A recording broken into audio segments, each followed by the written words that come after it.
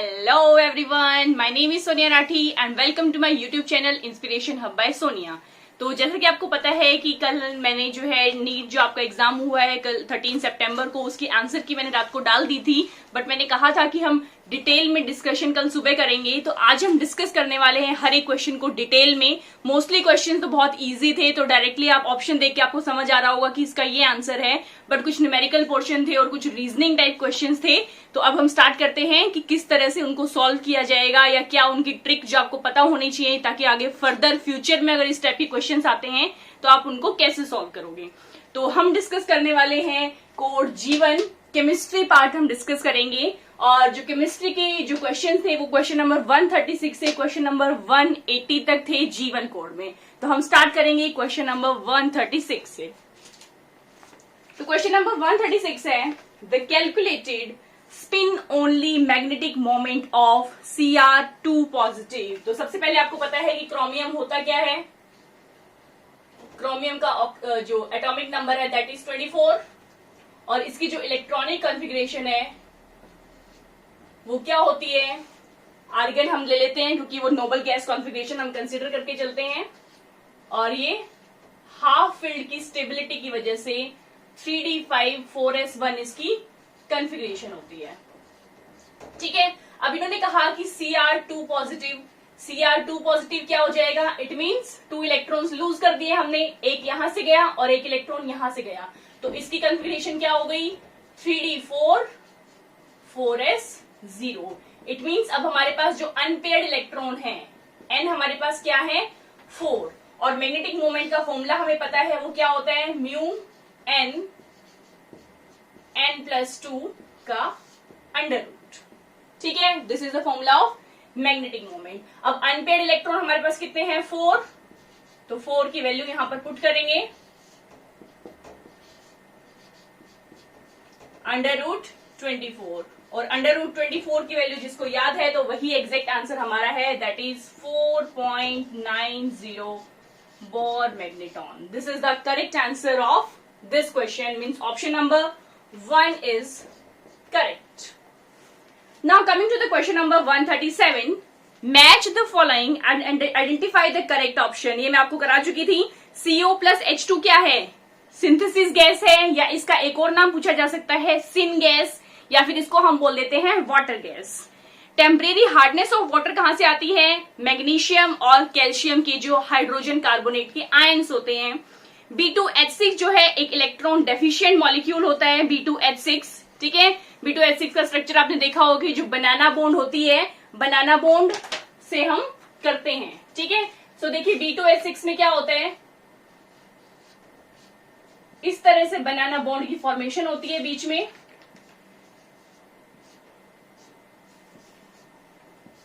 This is the structure of B2H6 और बीच में क्या होती है, बनाना बॉन्ड की फॉर्मेशन होती है। अब बात यह है कि ये इलेक्ट्रॉन डेफिशिएंट क्यों है। इलेक्ट्रॉन डेफिशिएंट क्यों है कि जो हमारा बोरोन होता है उसे रिक्वायर होते हैं 5 इलेक्ट्रॉन्स अपना ऑक्टेट को कंप्लीट करने के लिए, लेकिन यहां पर आप देखेंगे तो कितने इसके पास कंप्लीट हो रहे हैं, 2 यहां से हाइड्रोजन में है और एक ये है। इट मींस अभी भी इसके पास जो है इलेक्ट्रॉन्स की डेफिशिएंसी है, तो ये एक इलेक्ट्रॉन डेफिशिएंट मॉलिक्यूल है। और H2O2 तो आपको पता ही है ओपन बुक लाइक स्ट्रक्चर होता है, इस तरह से स्ट्रक्चर होता है H2O2 का। ठीक है, अब ये जो बॉन्ड है वो क्या होती है, यहां से रोटेट की जा सकती है, ये मूवेबल बॉन्ड होती है। जो OO बॉन्ड होती है ये मूवेबल होती है, जिसकी वजह से क्या होता है कि इसको हम मूव कर सकते हैं। तो इसका स्ट्रक्चर जो है प्लेनर ना होके क्या हो जाता है non planar open book structure. बहुत ही इंपॉर्टेंट है, इनके स्ट्रक्चर ही पूछे जा सकते हैं, तो स्ट्रक्चर्स भी आप आगे से ध्यान रखिएगा। तो it means option number 4 is the correct answer of question number 137।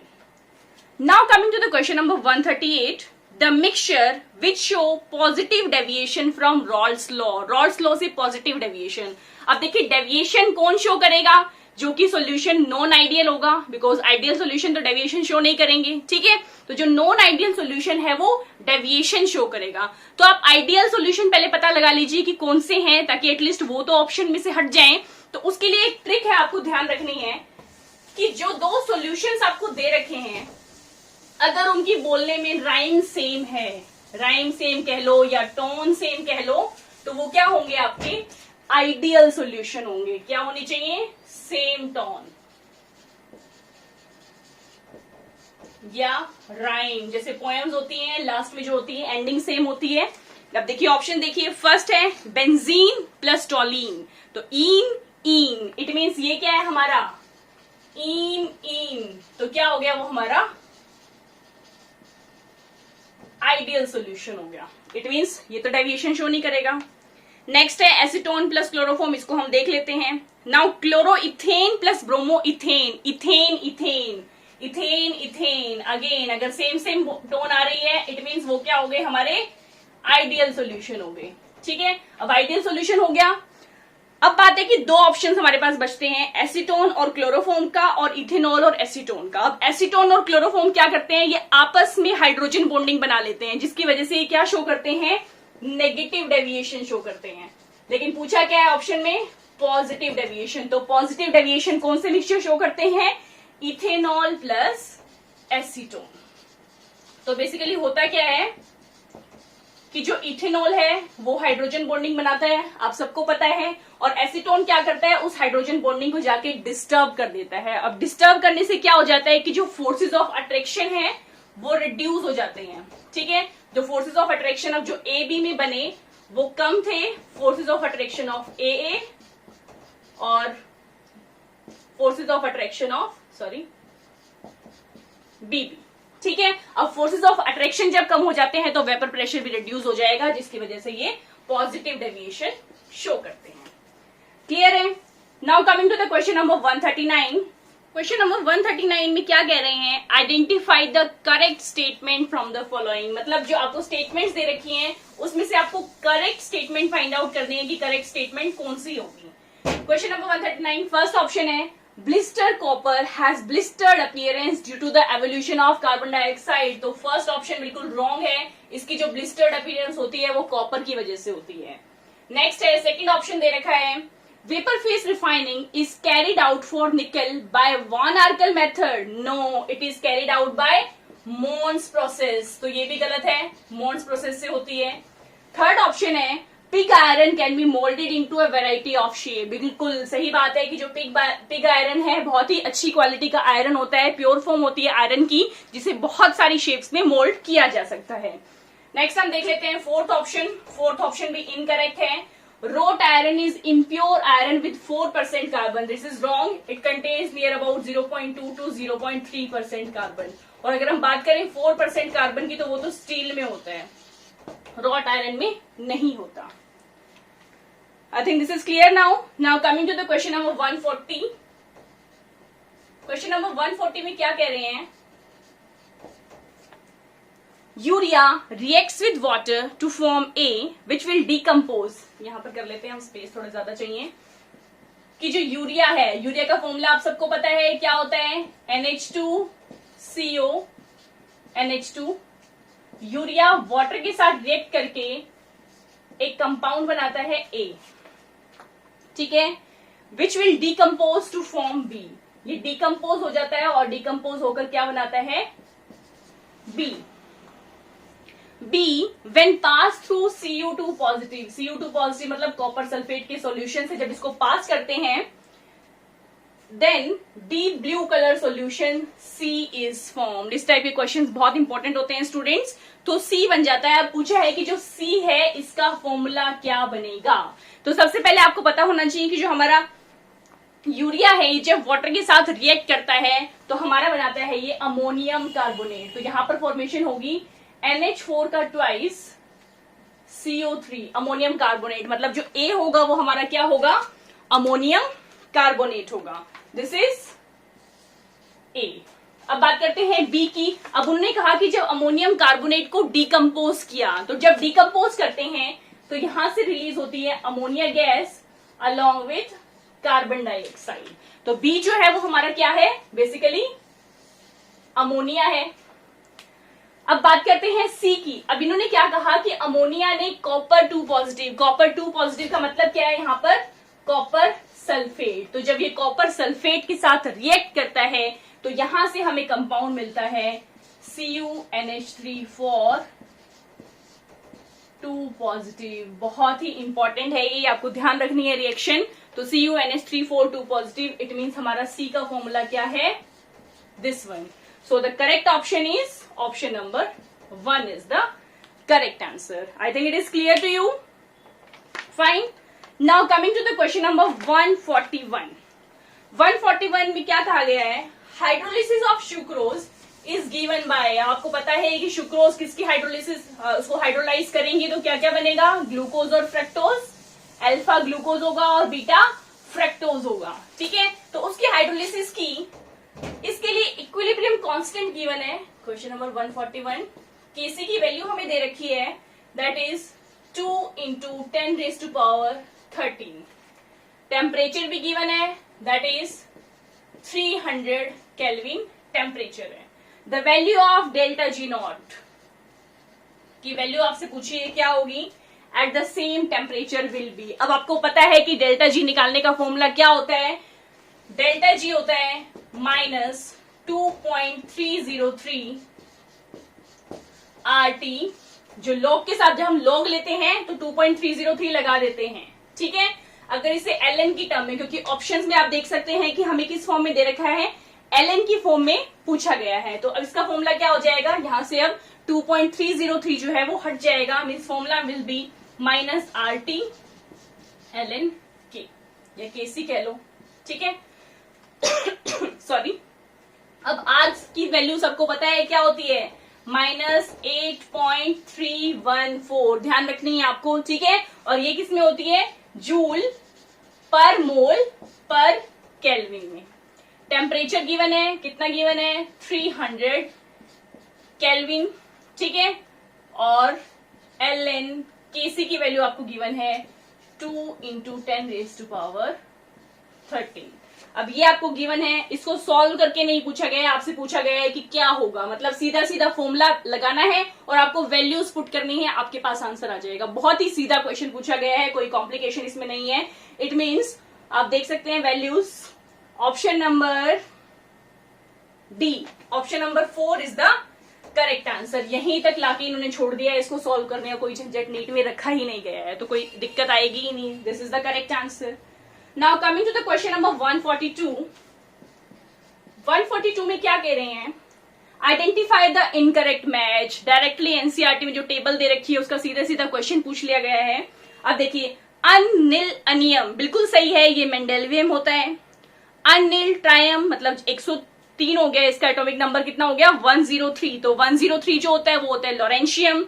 Anil हेक्सियम, हेक्सियम आ गया तो 106 सीबॉर्जियम होता है, बिल्कुल सही है ये भी। लेकिन जो गड़बड़ है वो ऑप्शन नंबर डी में है। ऑप्शन नंबर डी में क्या कह रखा है, अनियम, मतलब ये क्या बन गया, अनियम। 111 एटॉमिक नंबर इसका हो गया, और इसका नाम क्या दे दिया कि ये जो ऑप्शन दे रखा है वो आपको बता दिया कि डम स्टेडिटियम होता है, लेकिन ये बिल्कुल रॉन्ग है। जो 111 होता है वो होता है हमारा रोइंटेगेनियम। आप एनसीईआरटी की बुक फॉलो करेंगे तो आपको पता लग जाएगा, ठीक है। So it means this is the wrong option. तो correct answer is option number 3, D का जो 4th है दैट इज रॉन्ग ऑप्शन, ठीक है। Now coming to the next question, question number 143। 143 में सीधा सीधा क्वेश्चन पूछ लिया गया है बायोमॉलिक्यूल से। इन्होंने कहा है विच of the following is a basic amino acid. Basic amino acids आपसे पूछे गए हैं कि कौन सा बेसिक अमीनो एसिड है, तो इसका करेक्ट आंसर मैं बता देती हूं। इसका करेक्ट आंसर है लाइसिन। लाइसिन जो है वो हमारा एक बेसिक अमीनो एसिड है, ठीक है। हमने ट्रिक के साथ इसको, अगर आप याद करना चाहें, अगर आपको वो चीज याद नहीं है तो आप ट्रिक के साथ भी याद कर सकते हैं। इसके लिए ट्रिक है, अगर आप देखेंगे, so the trick is Bipin, ठीक है। बपन हमें दे रखा है। बपन में क्या होता है, ये हम अलग अलग जो वैल्यूज हैं, अलग अलग वैल्यूज जो होती हैं हमारे सब्सटेंसेस की, उनकी इंफॉर्मेशन हमें देता है। मीन्स जो एटॉमिक नंबर है उनकी कौन कौन सी, एटॉमिक नंबर नहीं, एमिनो एसिड जो है उसकी कौन कौन सी प्रॉपर्टीज होती हैं। तो फर्स्ट होती है आपकी basic property,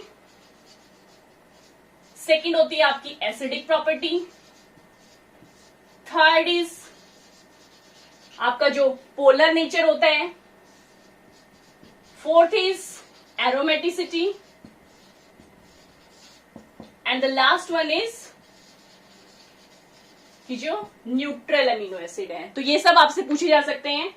I think basic, acidic, not neutral, it's non polar, sorry it's non polar amino acid. तो ये आपसे पूछे गए हैं, ठीक है। लेकिन हमसे क्वेश्चन में क्या पूछा है कि जो बेसिक कैरेक्टरिस्टिक है, बेसिक जो अमीनो एसिड शो करता है वो कौन सा होता है।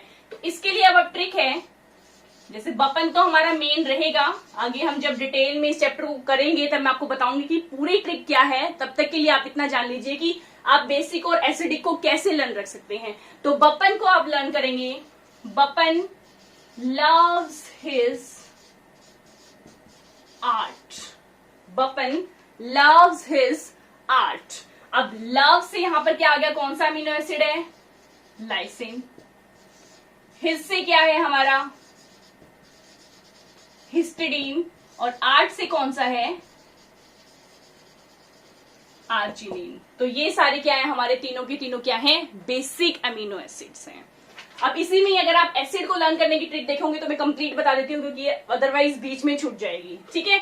तो Bapan loves his art as god, as god. अब एज गॉड देखोगे तो ये एसिडिक के लिए आ जाएगा, ये हमें बताएगा एसिडिक अमीनो एसिड। अब एज क्या है यहां पर, एस्पार्टिक एसिड,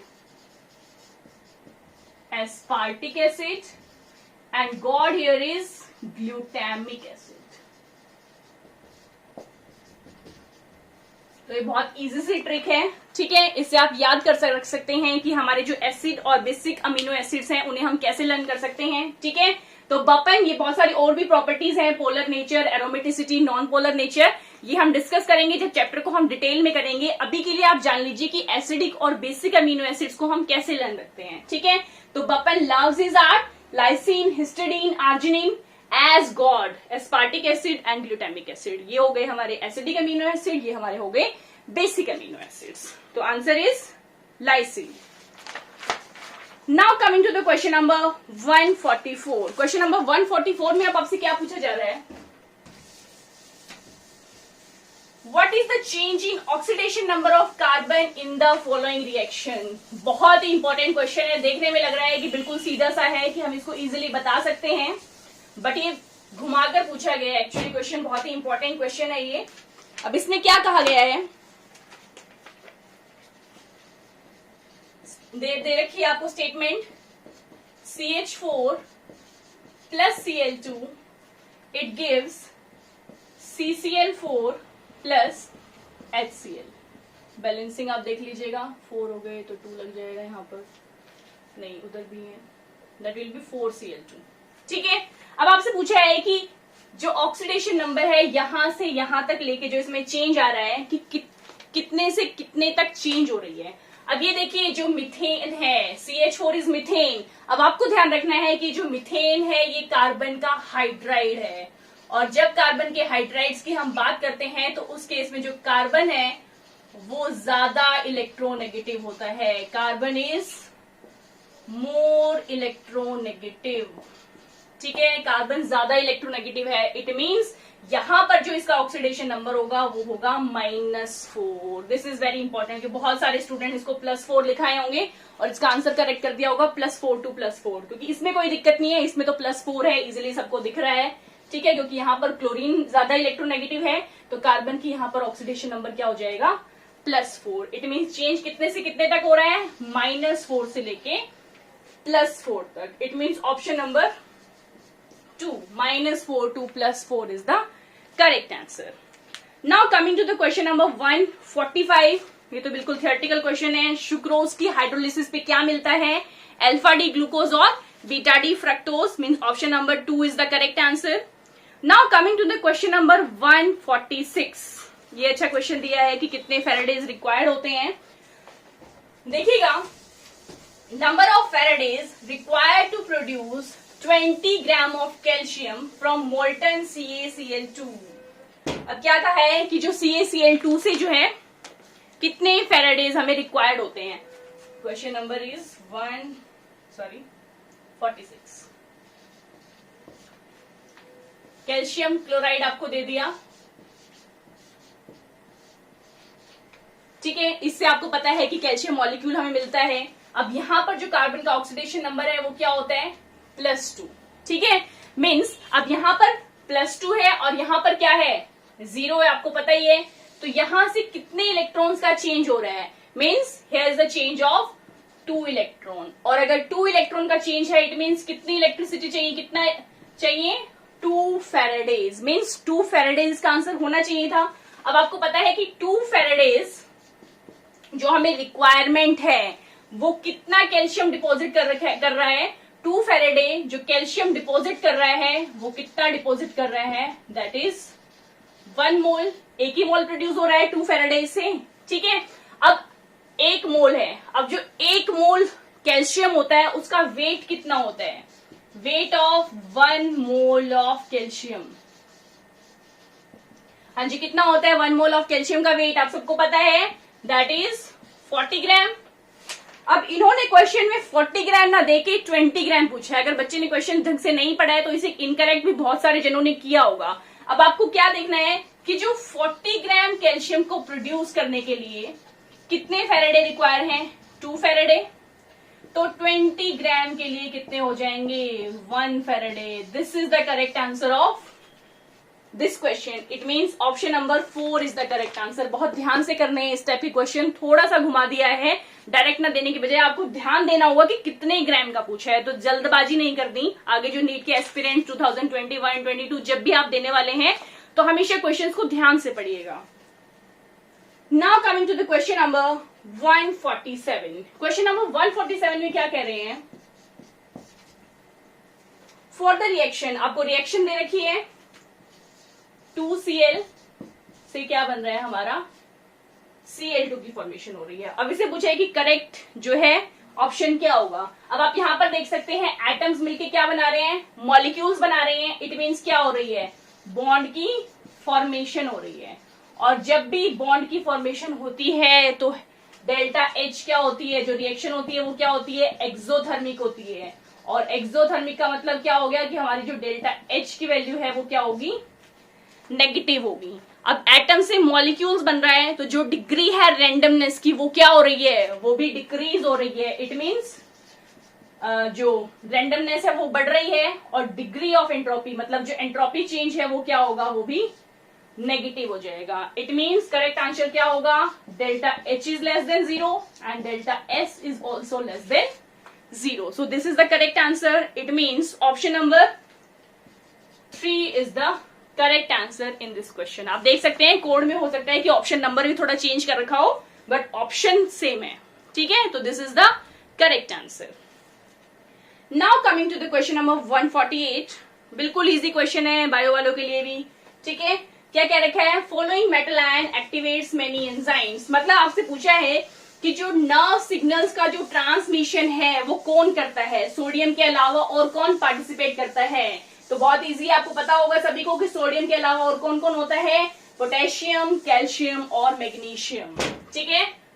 सोडियम के अलावा क्या क्या होता है? Potassium, calcium, magnesium. अब ना ऑप्शन में कैल्शियम है ना मैग्नीशियम है तो करेक्ट आंसर क्या है हमारा? Potassium. It means option number 3 is the correct answer, ठीक है। Now coming to the question number 149। 149 में क्या कह रहे हैं? Identify the incorrect statement. जो इनकरेक्ट स्टेटमेंट है, अब फर्स्ट देखिएगा, transition metal and their compounds are known for their catalytic activity due to their ability to adopt multiple oxidation states. बिल्कुल सही बात है, मल्टीपल ऑक्सीडेशन स्टेट होती है तभी कंपाउंड्स बनते हैं, ठीक है। इंटरस्टिशियल कंपाउंड्स कौन से होते हैं? जो स्मॉल एटम्स होते हैं लाइक हाइड्रोजन, कार्बन, नाइट्रोजन, ताकि इजीली जाके वो इंटरस्टिशियल साइट्स में फिट हो सके। ये भी बिल्कुल सही है। नेक्स्ट है oxidation state of chromium ion in CrO4 negative and Cr2O7 negative are not same. ये करेक्ट स्टेटमेंट नहीं है, ये इनकरेक्ट है क्योंकि अगर आप निकाल के देखेंगे इनकी ऑक्सीडेशन नंबर तो वो सेम नहीं आती। चलिए निकाल कर देखते हैं। CrO4 2 नेगेटिव और Cr2O7 2 negative. Oxidation number I think सबको निकालनी आती होगी, ठीक है। So that will B -2 + 8। तो यहां से x जो ऑक्सीडेशन नंबर है क्रोमियम की क्या आ रही है, +6 आ रही है। यहां पर देखिएगा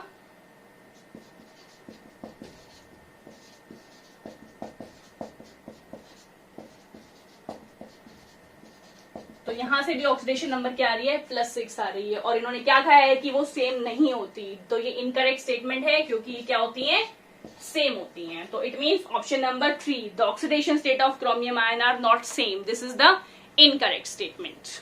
now coming to the question number 150। अब 150 में क्या कह रहे हैं, an increase in concentration of reactant of a reaction leads to change in. तो आपको ध्यान रखनी है कि जो कंसेंट्रेशन ऑफ रिएक्टेंट है, जो कंसेंट्रेशन ऑफ रिएक्टेंट है वो डायरेक्टली प्रोपोर्शन होती है कॉलिजन फ्रीक्वेंसी के, ठीक है। क्योंकि जितने ज्यादा रिएक्टेंट्स होंगे उतने ज्यादा कॉलिजन्स होंगे मॉलिक्यूल्स के बीच में, ठीक है। तो किस पे इफेक्ट पड़ेगा, कॉलिजन फ्रीक्वेंसी पे इफेक्ट पड़ेगा। तो इसका करेक्ट आंसर है 3, collision frequency. Now coming to the question number 151, reaction between benzaldehyde and acetophenone in presence of dilute NaOH। ये नेम रिएक्शन अगर आपने सारी लर्न रखी हैं तो आपको इजीली पता लग गया होगा कि ये कौन सी रिएक्शन है। देखिए बेंजल्डिहाइड और एसिटोफिनोन के बीच में, this is your benzaldehyde and this is your acetophenone, CH3 C double bond O CH3। बहुत ही इंपॉर्टेंट नेम रिएक्शन है, आपको नहीं पता तो आप याद रखिएगा कि ये है हमारी क्लेजेन-श्मिड रिएक्शन। इसके प्रोडक्ट भी हम डिस्कस करेंगे जब हम डिटेल में इस चैप्टर को करेंगे। क्लेजेन-श्मिड रिएक्शन, तो पूछा गया है कि ये कौन सी रिएक्शन है। So it is a cross-aldol reaction. आप देख सकते हैं ये रिएक्शन जो एग्जांपल है वो है क्रोस-एल्डोल रिएक्शन का एग्जांपल है। So this is the correct answer, cross aldol reaction. Now coming to the question number 152, a tertiary butyl carbocation is more stable than the secondary। अब देखिए tertiary butyl carbocation कौन सा हो गया, this is the tertiary butyl carbocation, ठीक है। secondary butyl carbocation क्या होगा, ये हमारा secondary butyl carbocation है। तो आप देख सकते हैं कि इसमें जो है 1 3 3 6 9 अल्फा हाइड्रोजन्स हैं, ठीक है। इसमें हमारे 6 अल्फा हाइड्रोजन है। तो बेसिकली क्या होगा कि जो स्ट्रक्चर्स हैं वो किसमें ज्यादा बनेंगे, इसमें हमारे ज्यादा बनेंगे, और जो हाइपर कॉन्जुगेशन की वजह से ऐसा होगा। तो it means the correct option is hyper conjugation. I think ये आपको समझ में आ रहा होगा, ठीक है। तो स्टेबिलिटी किस पर डिपेंड करती है, हाइपर कॉन्जुगेशन पर आपकी स्टेबिलिटी डिपेंड करती है। Now coming to the question number 153, find out the solubility of NiOH twice in 0.1 molar NaOH given that the ionic product of NiOH twice is। अब आपको आयनिक प्रोडक्ट दे रखा है और यहां से आपको क्या बतानी है, सॉल्युबिलिटी बतानी है, ठीक है। क्वेश्चन नंबर 153, निकल हाइड्रोक्साइड आपको गिवन है, ठीक है। निकल हाइड्रोक्साइड में आपको किसके अंदर दे रखा है, इन 0.1 मोलर NaOH। अब आप देख सकते हैं कॉमन आयन कौन सा है, यहां से OH। तो आपको सबसे पहले आइडेंटिफाई करना होता है इस टाइप की क्वेश्चंस में कॉमन आयन। तो कॉमन आयन आपको इजीली दिखाई दे रहा है, कौन सा है हमारा common ion, OH negative ion जो है हमारा कॉमन आयन है। तो इसके बाद आपको देख लेना है कि जो हमारा कॉमन आयन है उसकी जो कंसेंट्रेशन है वो कितनी हो रही है। कॉमन आयन की कंसेंट्रेशन की हम बात करते हैं, ठीक है। हमने सपोज कर ली कि जो निकल की सॉल्युबिलिटी कांस्टेंट है, सॉरी, वो कितनी है, S है, हमने सपोज कर ली है। और OH नेगेटिव आयन की कितनी दे रखी है, 0.1 मोलर दे रखी है, ठीक है। अब जो निकल पॉजिटिव आयन है उसकी हमने S मान ली है और OH नेगेटिव आयन की अब कितनी हो जाएगी, अगर यहां से आप देखोगे 0.1 और इससे बन रहे हैं मॉलिक्यूल, कितने बन रहे हैं, 2 OH नेगेटिव आयन की फॉर्मेशन हो रही है, 2 OH नेगेटिव आयन की फॉर्मेशन हो रही है। तो वो कितना हो जाएगा, 2S प्लस 0.1। तो OH नेगेटिव आयन की जो टोटल कंसेंट्रेशन हो जाएगी वो कितनी हो जाएगी, 2S प्लस 0.1। और अब आपको पता है कि हम सॉल्युबिलिटी कांस्टेंट जब निकालते हैं तो उसके लिए अब हम क्या करेंगे, निकल की कंसेंट्रेशन जो आई है, नॉट मल्टीप्लाई, सॉरी, निकल की concentration then 2S plus point, मतलब जो इसकी हाइड्रोक्साइड आयन मतलब जो कॉमन आयन है उसकी कंसंट्रेशन का स्क्वायर। तो यहां पर आप देख सकते हैं क्या बन जाएगा 4s स्क्वायर प्लस 0.001। सो यहां से ये आ गया। ठीक है, अब आप इसको देखोगे, जब इसको सॉल्व करोगे तो यहां से क्या बन जाएगा 4s क्यूब प्लस 0.001s। अब ये बहुत ही मैक्सिमम ज्यादा वैल्यू हो रही है, हाई वैल्यू हो रही है, इसको हम रिजेक्ट कर देंगे। KSP की वैल्यू आपको गिवन है तो सीधा सीधा आप S की वैल्यू निकाल सकते हैं। KSP आपकी वैल्यू क्या दे रखी है 2 इंटू 10⁻⁻15 वैल्यू आपको गिवन है। ठीक है, और 0.001s। तो S क्या हो जाएगा यहां से जो हमारी वैल्यू निकलेगी 2 इंटू 10⁻⁻15 डिवाइडेड बाय 1 2 3 मीन्स 10 कितना आ रहा है -3। अब अगर ये ऊपर जाएगा, ठीक है, 2 इंटू 10⁻⁻15 है 0.01, सॉरी बेटा एक गड़बड़ होगी यहाँ पर, 0.001 नहीं, दैट विल बी 0.01। ये थोड़ा लॉस हो जाता है कई बार मेडिकल का। ठीक है, 0.01। सो वैल्यू यहाँ पर क्या होगी 10⁻⁻2 होगी। ठीक है, अब ये जब ऊपर जाएगी तो वैल्यू क्या हो जाएगी प्लस में हो जाएगी। तो 2 इंटू 10⁻⁻13 जो इसका करेक्ट आंसर है वो कितना होगा 2 into 10⁻⁻13 mole. Means option number D is the correct answer.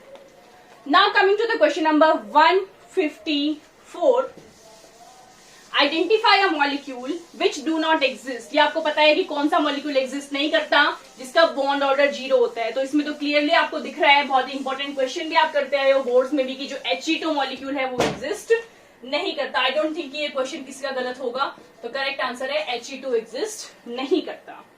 Now coming to the question number 155, elimination reaction of 2 bromopentane. देखिएगा पेंटेन दे रखा है 3 4 5, 2 ब्रोमोपेंटेन की जो एलिमिनेशन रिएक्शन है, देखिएगा कंप्लीट कर लेंगे आप यहां से valency.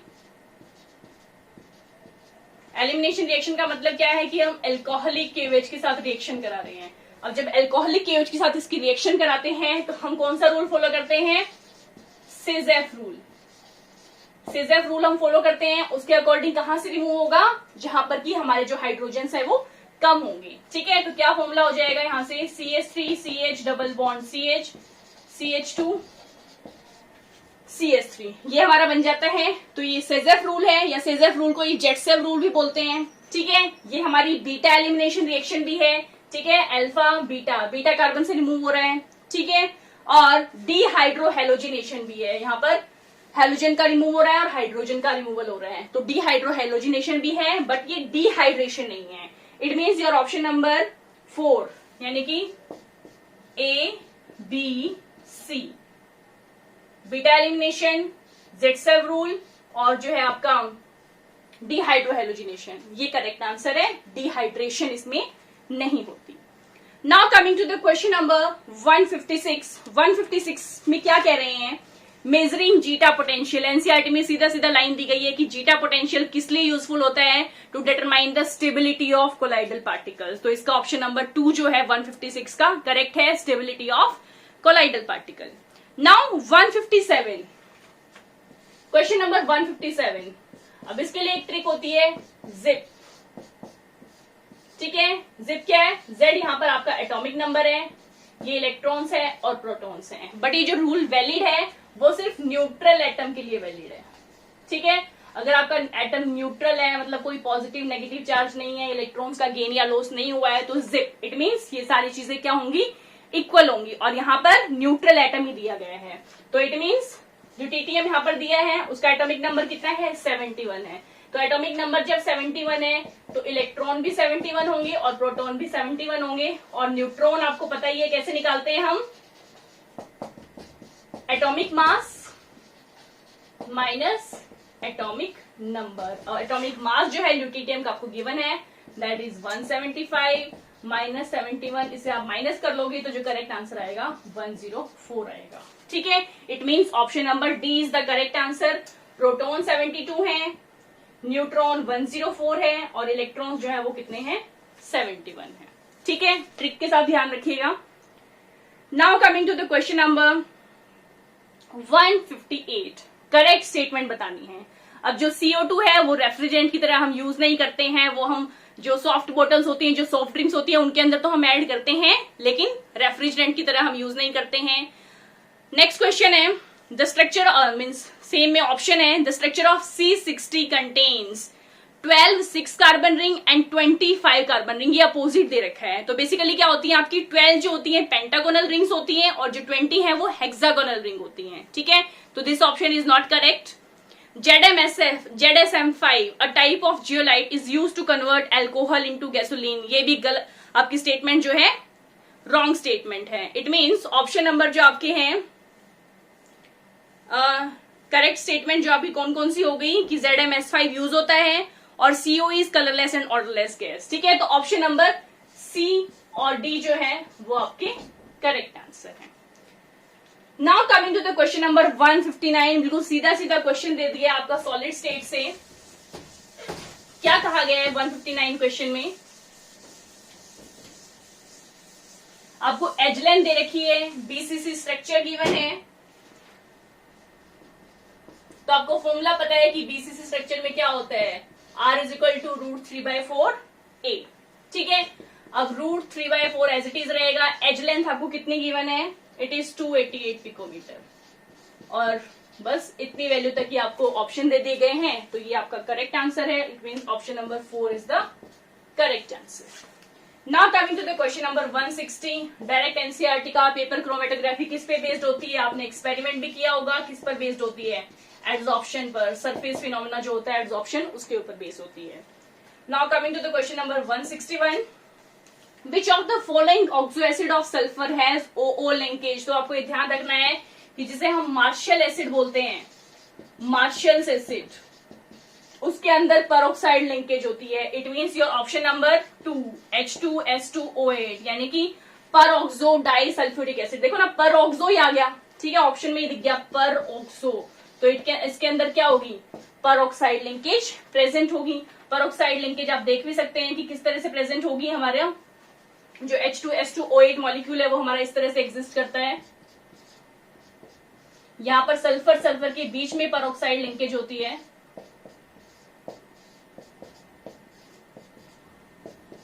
This is the structure of H2S2O8। तो ये पेरोक्साइड लिंकेज इसके बीच में प्रेजेंट है। अगर कई बार ये नाम ना दिया हो पेरोक्सो डाइसल्फ्यूरिक एसिड, तो मार्शल एसिड के नाम से भी ये क्वेश्चन बहुत बार पूछा जाता है, लेकिन नीट में बहुत ही सीधा सीधा पूछ लिया गया है, तो कोई कंफ्यूजन ही नहीं है। Now coming to the question number 161, sorry this was 161। Now coming to the question number 162। 162 में क्या कह रहे हैं, rate constant for the first order reaction is. आपको रेट कांस्टेंट दे रखा है, कितना दे रखा है, 4.606 into 10⁻³ second inverse. Second inverse से क्या पता लग रहा है कि जो हमारी रिएक्शन है वो कैसी है, फर्स्ट ऑर्डर रिएक्शन है। ठीक है, आपको इनिशियल कंसेंट्रेशन दे रखी है, A0 गिवन है 2 ग्राम, फाइनल कंसेंट्रेशन आपको गिवन है 0.2 ग्राम। तो हमने पूछा है कि कितना टाइम लगेगा 2 ग्राम को 0.2 ग्राम कन्वर्ट करने में। तो आपको पता है कि क्या फॉर्मूला होता है रेट कांस्टेंट का, K इज इक्वल टू 2.303/2, और लॉग इनिशियल कंसेंट्रेशन ऊपर होती है और जो फाइनल कंसेंट्रेशन है वो नीचे होती है। अब टाइम हमसे पूछा है तो K नीचे आ जाएगा, तो टाइम क्या हो जाएगा, 2.303 वैल्यू पुट करेंगे 4.606 इंटू 10⁻³ और लॉग 2/0.2। अब ये तो आप देखोगे log 10 बन गया, और log 10 की वैल्यू क्या होती है, 1 होती है, तो ये तो यहां से रिमूव हो गया। तो इसे जब आप सॉल्व करेंगे, कैलकुलेशन जब आप करेंगे, इतनी ज्यादा डिफिकल्ट कैलकुलेशन नहीं है, साइड में आप मल्टीप्लाई करके देख सकते हैं, because I can understand the problem of biology students. तो आप कैलकुलेशन करके जब आप इसे सॉल्व करेंगे तो आंसर आ जाएगा 500 second. So this is the correct answer, 500 second is the correct answer. Now coming to the question number 163। 163 में क्या कह रहे हैं, सीधा सा पूछ लिया गया है कि वुड्स रिएक्शन से कौन सा एल्केन जो है वो बनाया नहीं जा सकता। तो आप सबको पता है कि जो वुड्स रिएक्शन है उससे हम ओड नंबर जिसके अंदर कार्बन एटम होते हैं उनको फॉर्म नहीं कर सकते। तो ओड नंबर कार्बन एटम आपको ऑप्शन से ही पता लग रहा है, ब्यूटेन इवन है, हेक्सेन इवन है, ओड कौन सा बचा, हेप्टेन। तो it means option number 2 heptane is the correct answer. Now coming to the question number 164। 164 में क्या कह रहे हैं, ये मैं आपको कल ही बता चुकी हूँ। ये दुनिया को पता है कि Al2O3 हमारा क्या होता है, एम्फोटेरिक होता है। ठीक है, नेचर में कैसा होता है, एम्फोटेरिक होता है। इट मीन्स जो C है उसका ऑप्शन 4 है, और आपको और कुछ भी नहीं पता तो आप ऑप्शन देख के पता लगा सकते हैं कि इकलौता एक ही ऐसा ऑप्शन दे रखा है जिसमें C पे 4 है। अगर आपको और कुछ नहीं पता तो आप आंखें बंद करके ऑप्शन नंबर 1 लगा दीजिए, बिल्कुल करेक्ट आंसर है। ठीक है, now coming to the question number 165। 165 में क्या कह रहे हैं, a mixture of N2 and AR gas. अब नाइट्रोजन गैस है और आर्गन गैस है, in a cylinder contains 7 gram of N2 and 8 gram of argon. ठीक है, टोटल प्रेशर आपसे पूछ लिया गया है कि टोटल प्रेशर कितना होगा, तो वो सब आपसे पूछा गया है। इस क्वेश्चन को अब हम डिस्कस करते हैं। तो क्वेश्चन नंबर 165 में आपको क्या दे रखा है कि mixture of nitrogen and argon gases दे रखी है सिलेंडर में। ठीक है, दोनों आपको कितनी दे रखी है, नाइट्रोजन जो आपको गिवन है वो आपको गिवन है 7 ग्राम, और जो आपको आर्गन गिवन है दैट इज 8 ग्राम। ठीक है, नाइट्रोजन 7 ग्राम गिवन है और आर्गन जो है 8 ग्राम गिवन है।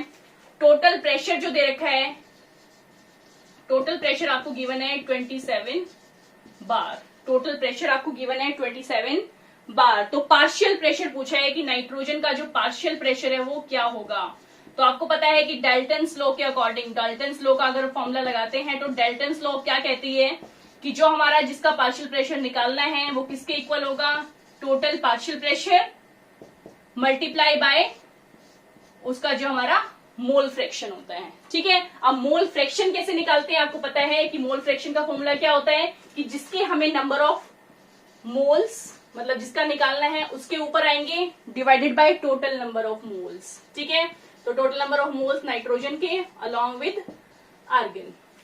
अब नंबर ऑफ मोल्स आपको पता है कैसे निकालते हैं, given mass upon molar mass. तो नाइट्रोजन का मास कितना गिवन है 7 ग्राम, और इसका क्या होता है मोलर मास 14 ग्राम। ठीक है, सॉरी क्या होता है 28 ग्राम्स। ठीक है, और अगर हम बात करें मोलर मास जो है आर्गन का कितना हो जाएगा, इसका मास गिवन है आपको 8 ग्राम्स, और जो आर्गन का मास आपको गिवन है दैट इज 40। ठीक है, तो 7/28 हो गया, ये 8/40 हो गया। ठीक है, अब आपसे पूछा गया है 14 गिवन है, आपको देख लिया होगा ऑप्शन में, लेकिन 2 मॉलिक्यूल्स है इसलिए इसका 28 हो जाएगा। ठीक है, अब क्या होता है, अब इस फॉर्मूले में इसको पुट कर दीजिए। पुट करने पे क्या हो जाएगा, यहां पर हो गया 7/28 कितना हो गया 1/4। ठीक है, दिस इज 1/4 प्लस इसको आप देखिए दिस इज इक्वल टू 1/5। अब आप एलसीएम ले लेंगे, इसे सॉल्व करेंगे तो क्या हो जाएगा, that will be equal to 1/4 divided by n/20। इसको सॉल्व करेंगे 1/4 इंटू 20/9 5/9। यहां से हमारा मोल फ्रैक्शन कितना आ गया 5/9। अब आप उसको उस फॉर्मूला में पुट कर देंगे तो देखिए क्या होगा, पुट करने के बाद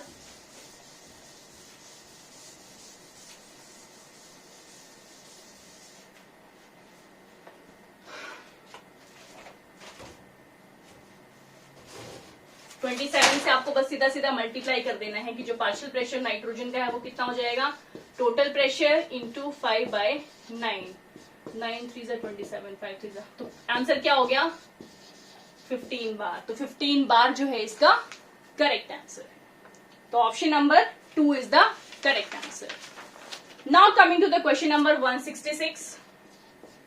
166 में क्या कह रहे हैं, एल्केन जो है उसकी ओजोनिलिसिस करने पर कौन सा मिथेनल मिलेगा। तो मिथेनल के लिए आपको पता है कंडीशन क्या होना चाहिए, जो हमारा है टर्मिनल डबल बॉन्ड प्रेजेंट होनी चाहिए। टर्मिनल डबल बॉन्ड प्रेजेंट होगी तो वो आप देख सकते हैं सिर्फ और सिर्फ एक ही ऑप्शन में है, वो ऑप्शन आपको दे रखा है ऑप्शन नंबर बी। क्या गिवन है CH2 CH double bond CH2। और आपको पता है कि जो ओजोनाइड की फॉर्मेशन होती है वो किस तरह से होती है, डबल बॉन्ड से हम यहां से डबल बॉन्ड हटाते हैं।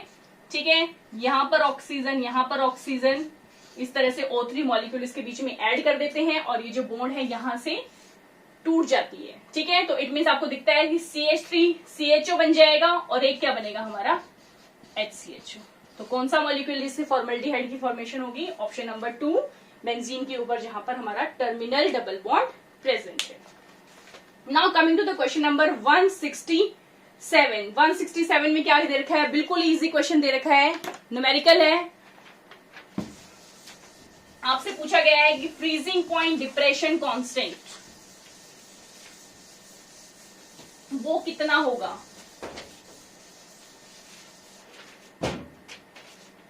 क्वेश्चन नंबर 167 क्या कह रहे हैं? KF की वैल्यू दे रखी है, दैट इज 5.12 केल्विन किलोग्राम पर मोल। मोलैलिटी दे रखी है 0.078 मोलल और डेल्टा TF पूछ रखा है। बिल्कुल सीधा सा आपको क्या करना है? फॉर्मूला अप्लाई करना है। डेल्टा TF क्या होता है? KF into M। KF कितना गिवन है? 5.12 इंटू 0.78 और इसको जब आप सॉल्व कर लेंगे तो आंसर आ जाएगा नियर अबाउट 0.39 आएगा। तो ऑप्शन में देख लेंगे कि 0.40 दे रखा है, so this is the correct answer. 0.40 is the correct answer. Now coming to the question number 168। 168 question में क्या कह रहे हैं? The correct option for free expansion of an ideal gas under adiabatic expansion is.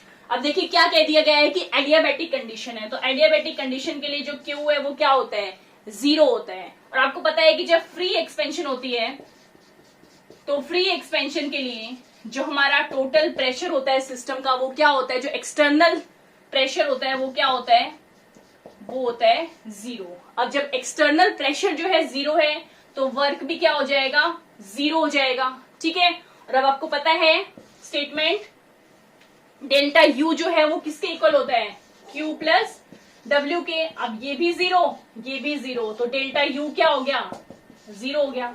ठीक है, delta U भी हो गया 0। अब डेल्टा U जो है वो डायरेक्टली किस पर डिपेंडेंट होता है? टेम्परेचर पर। अगर इसकी वैल्यू 0 है तो टेम्परेचर की वैल्यू भी क्या हो गई? 0 हो गई। इट मीन्स जो हमारा ऑप्शन है Q is equal to 0, W is equal to 0, delta U is equal to 0, T is equal to 0, सब कुछ 0। तो it means option number 4 is the correct answer. Q 0, delta T 0, W 0।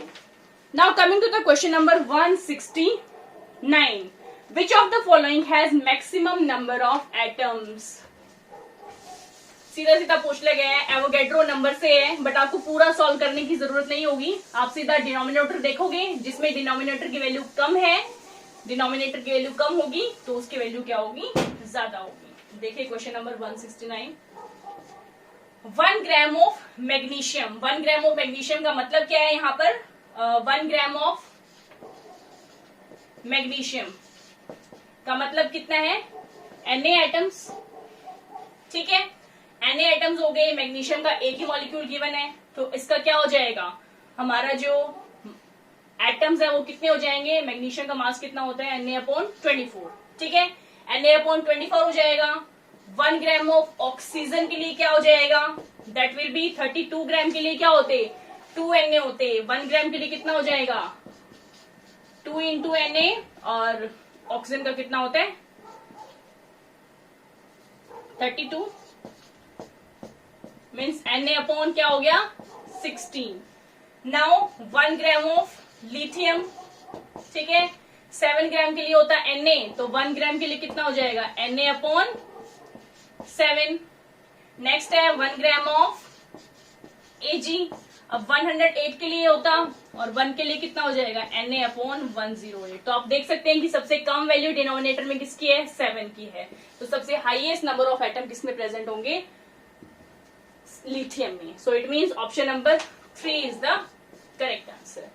Now coming to the option number question number 170। बहुत ही अच्छा question दे रखा है, कई सारे concept जो है इस क्वेश्चन में कवर हो जाएंगे आपके।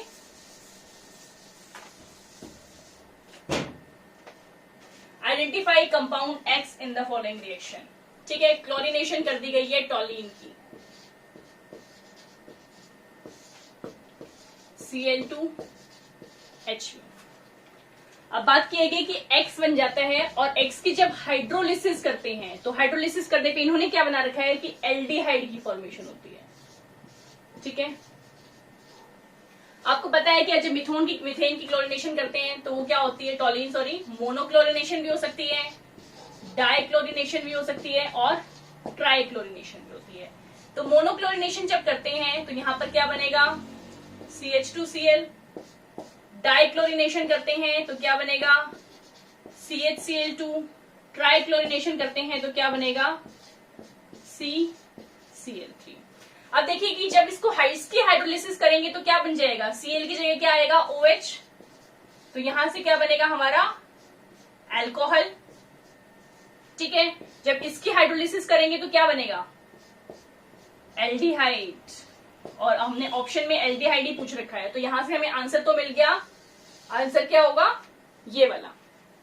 नाउ कमिंग टू CCl3, जब इसकी हाइड्रोलिसिस करते हैं तो हमें क्या मिल जाता है, एसिड मिलता है। तो कौन सा ऑप्शन करेक्ट है हमारा, CHO, यानी कि जो इसमें जो डैम डायोल बनते हैं वो अनस्टेबल होते हैं, जिसकी वजह से वाटर मॉलिक्यूल निकल के क्या बन जाता है हमारा, एल्डिहाइड। तो option number 2 that is CH2Cl2, benzene के ऊपर CHCl2 is the correct answer. Dichlorination वाला प्रोडक्ट बनेगा।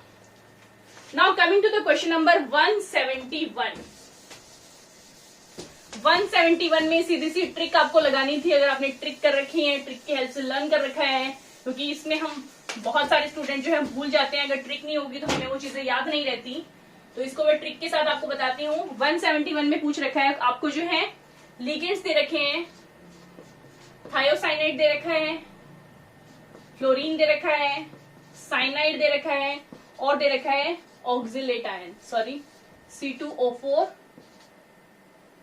2 नेगेटिव, ऑक्सिलेट आयन दे रखा है। तो इसमें अब हम देखते हैं कि कौन सी ट्रिक होगी। अगर आपने वैसे लर्न कर रखा है तो कोई दिक्कत नहीं है, अगर आपको ये ऐसे याद है तो।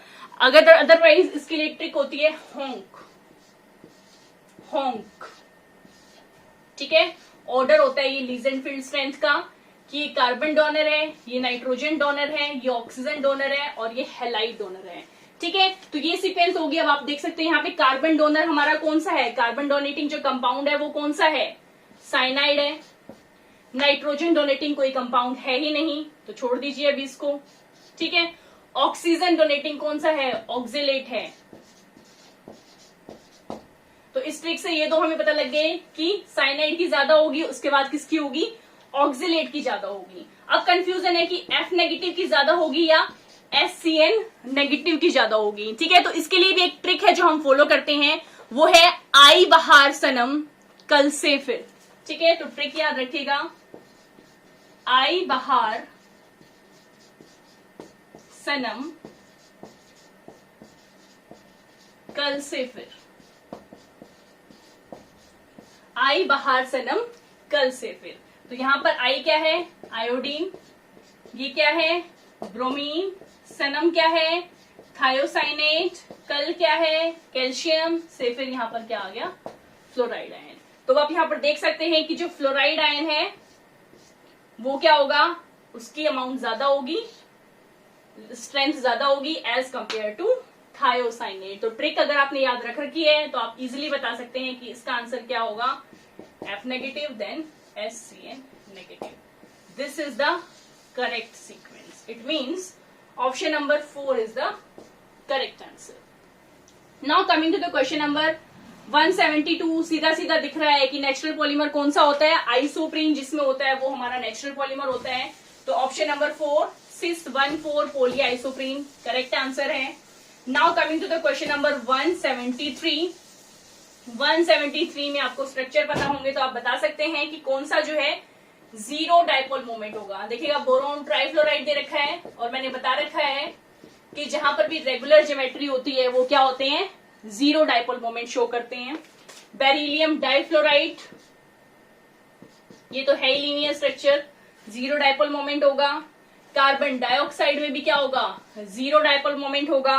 और 1,4 डाइक्लोरोबेंजीन, इसमें भी क्या होगा, जीरो डाइपोल मोमेंट होगा। It means option number 3 is the correct answer. Now coming to the question number 174। 174 में क्या कह रहे हैं, HCl पास कर दी CaCl2, MgCl2 और NaCl से। सीधा सीधा इसमें कॉमन आयन इफेक्ट है। आपको किसके अंदर दिख रहा है कॉमन आयन, इसमें से NaCl में। ठीक है, HCl और NaCl में कौन सा आयन कॉमन है? Cl आयन कॉमन है, तो कौन सा प्रेसिपिटेट आउट होगा? NaCl. So this is the correct answer, only NaCl. Now coming to the question number 175, which of the following is not correct about carbon monoxide? अब कौन सा correct नहीं है, तो मैं बता देती हूँ करेक्ट कौन सा नहीं है कि जो कार्बोक्सी हीमोग्लोबिन होता है is less stable then carboxy haemoglobin. ये इनकरेक्ट स्टेटमेंट है कि कार्बोक्सी हीमोग्लोबिन जो बनता है वो बहुत ही ज्यादा स्टेबल होता है more than that of the oxyhaemoglobin. ठीक है, तो ऑप्शन नंबर 2 जो है वो इनकरेक्ट स्टेटमेंट है। Now coming to the question number 176, बिल्कुल इजी सी रिएक्शन पूछ ली गई है कि एनिजोल जब HI के साथ रिएक्ट करता है तो क्या देता है। आप सबको पता है कि एनिजोल क्या होता है, बेंजीन के ऊपर OCH3। इसकी रिएक्शन किसके साथ दिखा दी गई है? HI के साथ। तो यहां पर क्या बनता है, हमें फिनोल मिलता है और जो मिथाइल आयोडाइड है वो अलग हो जाता है, OH plus CH3I। So this is the correct product. It means option number 4 is the correct answer. Now coming to the question number 177। Question number 177 में क्या पूछ रहे हैं कि कार्बामिल टेस्ट जो है, कार्बाइल अमीन टेस्ट है, वो कौन सा कंपाउंड देगा। तो आपको पता होना चाहिए कि जो कार्बाइल अमीन टेस्ट है वो सिर्फ और सिर्फ जो होते हैं प्राइमरी अमीन देते हैं, सेकेंडरी या टर्शरी अमीन उसको नहीं देते। ठीक है, carbylamine test is given only by the primary amine. और ऑप्शन में आप देख सकते हैं इकलौता प्राइमरी अमीन दे रखा है, that is aniline. So this is the correct answer. बाकी सारे सेकेंडरी और टर्शरी अमीन है। नेक्स्ट है 178 में कह रहे हैं एसीटोन और मिथाइल मैग्नीशियम की जो हाइड्रोलिसिस कर देंगे, इनको रिएक्ट करेंगे तो क्या बनेगा। तो देखिए, बनाकर देखिए, this is your acetone CH3CO CH3 और क्या दे रखा है, मिथाइल मैग्नीशियम। मिथाइल मैग्नीशियम का मतलब क्या है, CH3MgCl। जब इनकी रिएक्शन करेंगे, रिग्नार्ड रिएजेंट की आपने रिएक्शंस कर रखी हैं बहुत सारी, आई डोंट थिंक कि इसमें कोई कंफ्यूजन अब आपको होगी। ठीक है, और कह रहे हैं कि इसकी जब हाइड्रोलिसिस भी कर देंगे, आपको पता है अब इसकी हाइड्रोलिसिस करेंगे तो क्या होगा, ये बॉन्ड ब्रेक हो जाएगी, तो यहां से क्या बन जाता है हमारा टर्शरी ब्यूटाइल अल्कोहल बन जाता है। It means option number 2 tertiary butyl alcohol is the correct answer. Now coming to the question number 179। 179 में क्या कह रहे हैं on electrolysis of dilute sulphuric acid. Yes, तो आपको याद रखना चाहिए कि डाइल्यूट सल्फ्यूरिक एसिड की जब हम इलेक्ट्रोलिसिस करते हैं तो जो हमारा कैथोड होता है, कैथोड पर मिलती है हाइड्रोजन गैस और एनोड पर मिलती है ऑक्सीजन गैस। तो आई थिंक क्वेश्चन में एनोड पूछ रखी है, तो ऑप्शन नंबर जो है आपका 1 ऑक्सीजन गैस करेक्ट होगा। Now coming to the last question of exam 180, which of the following is a cationic detergent. तो इसके लिए ट्रिक है CC ट्रिक। कैटायनिक से कैटायनिक डिटर्जेंट और C से क्या है, सिटाइल। तो सिटाइल वाला जो हमारा ऑप्शन है, सिटाइल ट्राइमिथाइल अमोनियम ब्रोमाइड, ये करेक्ट आंसर है, ये हमारा कैटायनिक डिटर्जेंट है। तो इसी के साथ हमारे सारे क्वेश्चंस कंप्लीट हो गए हैं जो हमारे नीट एग्जाम में आए थे। अगर किसी को कोई कंफ्यूजन है तो वो कमेंट सेक्शन में कमेंट करके पूछ सकते हैं, या फिर मेरी टेलीग्राम आईडी का जो लिंक मैं डिस्क्रिप्शन बॉक्स में डाल दूंगी, वहां से आप कोई भी क्वेरी आप मुझसे पूछ सकते हैं। अगर आपको ये वीडियो अच्छी लगी तो प्लीज मेरी वीडियो को लाइक कीजिए, मेरे चैनल को सब्सक्राइब कीजिए और शेयर कीजिए उनके साथ जो कि स्टूडेंट्स इनकी रिक्वायरमेंट है। ठीक है, तब तक के लिए पढ़ते रहिए। All the best to all of you. Thank you so much.